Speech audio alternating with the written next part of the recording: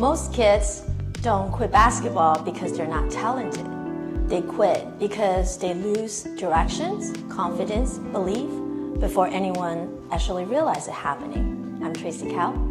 Today's conversation is about what the game really teach kids, how player develop actually works as athlete grows, and what success looks like when you zoom out beyond wins and rankings. I'm sitting down with Christopher Thompson, a basketball coach who's worked with athletes from youth basketball all the way to the professional level. He's trained alongside NBA players like Kevin Durant and Jaylen Brown, co-founded a grassroots youth program that begins with community clinics and is now associated head coach at one of the top high school basketball programs in Southern California. Chris, thank you so much for being here today, and I'm really grateful for this opportunity to have a conversation with you. Thanks for having me. Basketball is done right. It teaches kids far more than just a game. From your experience, what life skills does basketball really teach kids, and which one tend to stay with them along beyond the season that ends?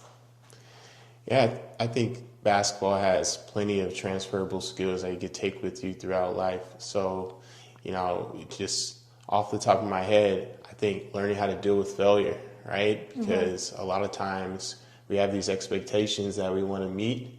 And oftentimes in basketball, you might take a shot, you might miss it.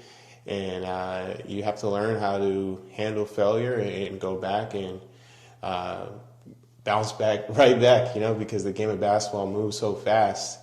You miss a shot. If you dwell on it too long, the other team is on the other end making a basket. So oftentimes in basketball, we have to learn how to, handle, like I call it next play mentality. So, we failed. Okay, we got to bounce back next play, right? And so I think first thing that comes to my mind is learning how to handle failure, right? And then secondly, I would say things that they can take with them after the basketball stops bouncing is learning how to work in a team environment. Absolutely.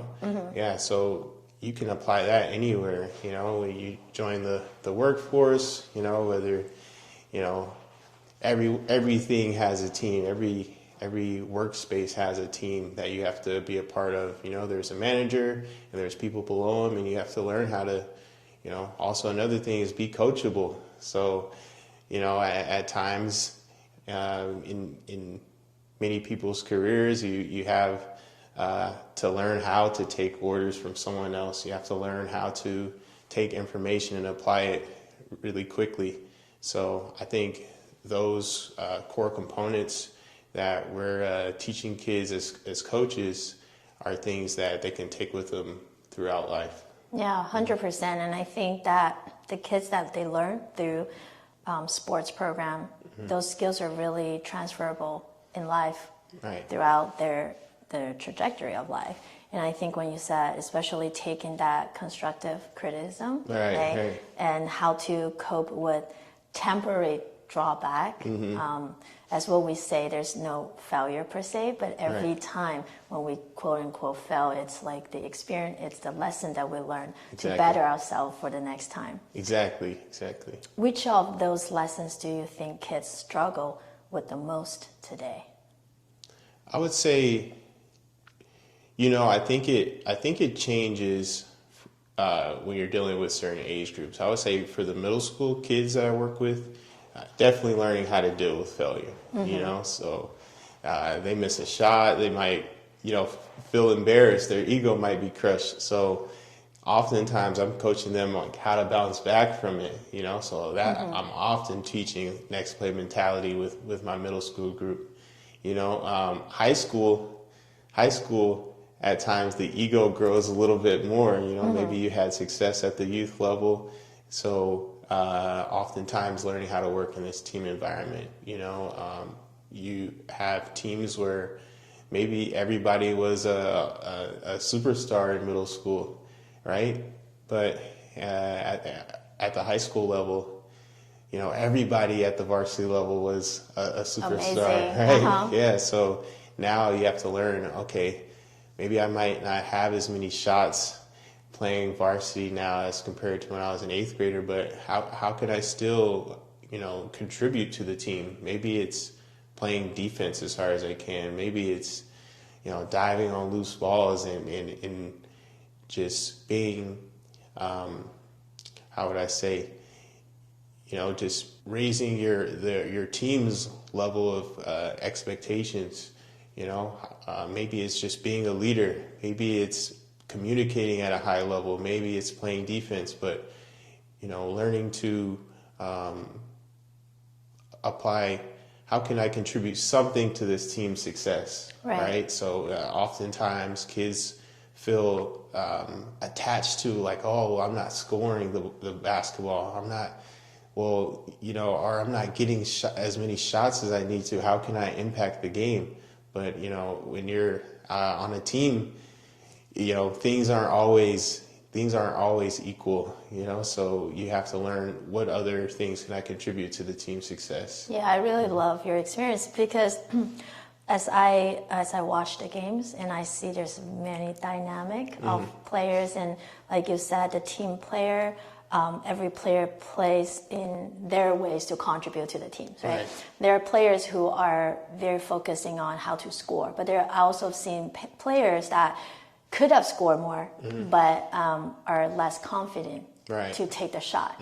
And by passing the balls to other players, hoping that sometimes lose the opportunity, that could be good for the team. As a coach, how do you think, how to encourage players to try out their comfort zone in a way, to really take the risk and push themselves to be a better version of a player? At the same time, it's like balancing, because I see it's a balancing that give them the confidence, but also take that constructive criticism so that they could be better. Yeah, so at the middle school level, I would say what's really important is coaches that know how to instill confidence in players, right? Because you know, higher levels you go, that might not be that player's role is to take shots, but, you know, for the youth level, learning what is a good shot is really important. So what I try to preach to my players is, you know, if you're open and you're catching the ball in rhythm, shoot it, you know, and from there, we'll teach you how to shoot the ball the right way. We'll teach you, but I want them to make that decision and know what is a good shot and what isn't a good shot. So, you know, oftentimes, you know, we're preaching to our players to be confident and take shots when they're open. And it also, that also comes with letting some players know what isn't a good shot, you know? So yeah. I really like that. I like how you and your program very open-minded and create that learning opportunity for each of a player, depending on the situation of the actual game. Right. So I think that really gives the player a real-time opportunity to try on different things, and it really depends. Because sometimes I felt like if it's a very rigid game plan, the actual game, it's sometimes they don't go as planned it. Right. But by telling the players, hey, look, let's be open-minded and see if you actually add open space and you could shoot, or how you can help your teammate to contribute to the team. And that really helps the kids to develop the actual experiences and confidence, and as they move forward to the sports trajectory. I appreciate that. Yeah, no, exactly. I think, you know, like I mentioned before, like learning how to deal with failure. So, you know, with that comes, you know, risk taking. For you sure. know, if I'm afraid to take risks in life, I don't make any progress. You know, but when I'm willing to take risks, I might fail, but I learn from the failure and I'm able to bounce back and hopefully next time apply it with a little more execution. That's amazing. And as we've discussed, that you've coached players from youth basketball all the way to high school level, and developed looks very different. You've touched upon on the middle school level and the high school level. And what do parents and young athletes misunderstand most about player development as kids grow, mature, and move into high school?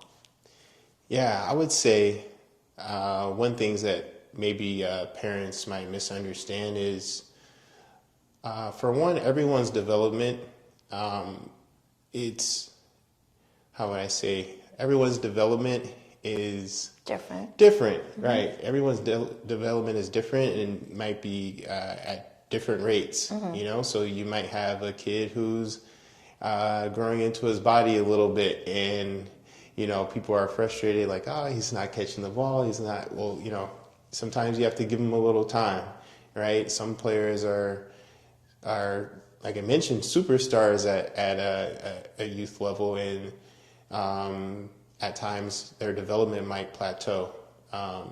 But what's most important, are the kids learning basketball the right way, right? So at the youth level, kids oftentimes are able to get away with things that just won't work in high school, right? You're playing against bigger, stronger, smarter athletes.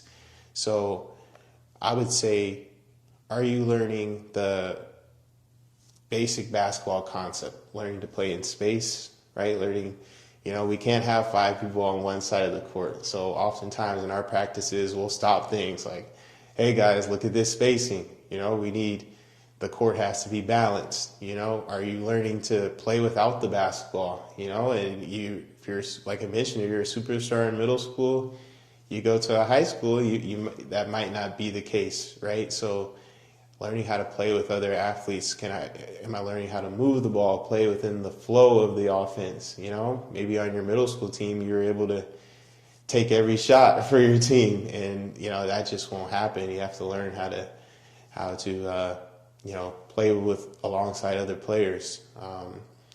Defense, you know, a lot of youth teams, they play a lot of zone defense, which is great to know, right? But you might play for a high school coach that plays strictly man-to-man defense. So you have to know those concepts. So in our program, we don't play hardly any zone defense, right? So some games we might lose. Maybe we would have won that game if we played zone, but that's not our values. Our values are development first, and making sure the kids are learning basketball the right way. That's really amazing. What I hear is that the fundamental skill set and the mindset is so important. It's that solid ground that you're laying out for the players, because as a player develops physically and mentally bigger, right? I do see that, and it's like kids who at different age who could become a really good player, but as they grow older or bigger, they plateaued. Nice. And I think it have a lot to do with, if you're looking back, is were they trained in the way that is good for their long-term trajectory, or it's only good at that moment, right? And then being able to see that beyond just the current grade, it's what shapes and separates a great coach, right? And also, I think what you mentioned, it's also like the mindset and the skill, how to integrate that. And I think from what you share is a lot of times how to stay flexible in changing the role that you're playing. Right. And I think that is really what the teamwork is all about. Right. You could be focusing on shooting in lower grades in middle school, and having that teamwork, knowing that you contribute in different ways as your team grow, as your competitor, opponent team grows, then you're in different position. Those are so important, because if we're so tight into the identity where we're like, this is who I am, I have to be this way, that could work, but in different situations, that's not gonna work. No, exactly. And, you know, that's another case of like being able to apply life skills, you know. Totally, 100%. Yeah, you have to be a well-rounded individual in life. Wow, so, it's so valuable. Thank you. If you could change one expectation parents have about development, what would it be? Yeah, I would say, again, just not getting so tied up into their success at a young age, and just understanding it's truly about consistency and just taking one step at a time, right? It's a long road. I love it. Yeah. It's a long road. So, again, if your kid is a superstar in middle school, I always try to encourage parents, go watch a high school varsity game. Go watch for high school kids, go watch a Division III game. Yeah, go watch a college game and see, okay, measure yourself up. Okay, where would I fit in? How could I make an impact here at this level? What things may I not get away with? So now my role as an associate head coach, I go and scout a lot of games. So I'm looking for if a kid can't use his left hand. We're trying to take that completely away. So in middle school, you're playing against players that they don't have the IQ, obviously, as a high school player. So maybe you might get away with going right hand every single time, and when you go to high school, that just might not be the case. Or maybe you're bigger than a lot of kids, so you're able to go to the basket every time. Well, I always tell kids, there's 7-footers at elite level high school. So can you, shoot the ball when you're open? Can you score over length? All of that stuff is important. I really appreciate your vision, because what you just shared to me, it opens up my mind a lot. To me, visualizing, it's like you're thinking outside the box, right? It's like how to cultivate confidence, but at the same time, hey, look out there. What is out there? So if you're at this level, there's always levels and rooms for improvement. How to balancing knowing your value, but at the same time, how to constantly knowing that you need to improve. Right. Yeah. And looking up to the next level and inspired by the great players at different levels. Exactly. And be creative how to utilize and leverage your strength and make it better. Right. Exactly. That's so amazing. I really think that by collaborating and learn from other great teams and great players in different levels and divisions, that's how make us better and better. Yes. So, I always say, study the greats. You want to study the people that you want to emulate in 100%. any industry. Yes. 100%. That's so amazing. SPBA started with free community clinics, not a business or a brand, but a way to give back. What inspired you to co-found the program, and what value were most important to you as it grows into a competitive club? Right. So SPBA, what inspired me? So I have been working with lower level high school players, so freshmen, sophomore players, since 2017. So kind of right after I graduated college, I wasn't even really considering being a coach. I kind of just did it for almost like a hobby. I finished playing basketball in college and was like, this would be a fun way to stay around the game of basketball. And you just start, and that bug, it bites you, it gets to you, and you're like, I actually started to fall in love with it. And as I started to fall in love with it, just the same attitude I had as a player, just wanted to continue getting better, right? And as I started working with players that were younger, freshman, high school level, middle school level, I started to be like, there's certain things that they're not learning that are important at the high school level. There's certain gaps in their learning. So as a freshman coach, I'm having to teach kids basketball from zero, and I'm thinking, man, imagine if I could get these kids when they're 5th grade, 6th grade, even younger, and I'm able to teach them all the fundamental skills. Now when they get to high school, a lot of that time where you're teaching the basic fundamental stuff is cut out, and now we're able to, teach more advanced concepts, and you're able to build up a lot of those qualities like, toughness and competitiveness. So that was really the goal.